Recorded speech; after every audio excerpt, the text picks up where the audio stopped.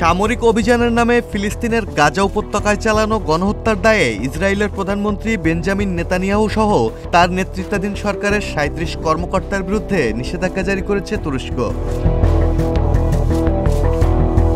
শুক্রবার ইস্তাম্বুলের শীর্ষ সরকারি কৌঁসুলির দপ্তর থেকে এই পরোয়ানা জারি করা হয়েছে বলে এক প্রতিবেদনে জানিয়েছে বার্তা সংস্থা CNN। নেতানিয়াহু ব্যতীত অন্যান্য যেসব কর্মকর্তার নামে পরোয়ানা জারি হয়েছে সেই তালিকায় থাকা উল্লেখযোগ্য ব্যক্তিরা হলেন ইসরায়েলের প্রতিরক্ষামন্ত্রী ইসরায়েল কাৎজা, জাতীয় নিরাপত্তা বিষয়ক মন্ত্রী ইতামার বেন-গিভর এবং স্বরাষ্ট্রমন্ত্রী ইয়াল জামির। পরোয়ানায় গাজায় গণহত্যা, মানবতাবিরোধী অপরাধ এবং গত সেপ্টেম্বরে আন্তর্জাতিক ত্রাণ বহনকারী জোট ফ্লোটিলার ত্রাণের বহরকে আটকে দেওয়াকে মুখ্য অভিযোগ হিসেবে বলা হয়েছে।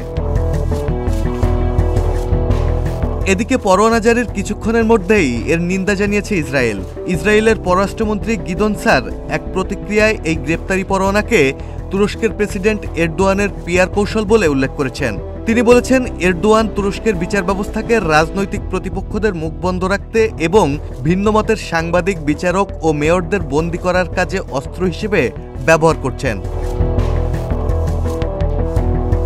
এখানে উল্লেখ্য, গাজায় গণহত্যা চালানোর অভিযোগে জাতিসংঘের অঙ্গসংস্থা ইন্টারন্যাশনাল কোর্ট অব জাস্টিসে যে মামলা দায়ের করেছে দক্ষিণ আফ্রিকা, গত বছর সেটির বাদীপক্ষে নিজের নাম অন্তর্ভুক্ত করেছে তুরস্ক। ইস্তাম্বুলের শীর্ষ সরকারি কৌঁসুলি এমন এক সময়ে এই পরোয়ানা জারি করলেন যখন গাজায় একটি ভঙ্গুর যুদ্ধবিরতি চলছে।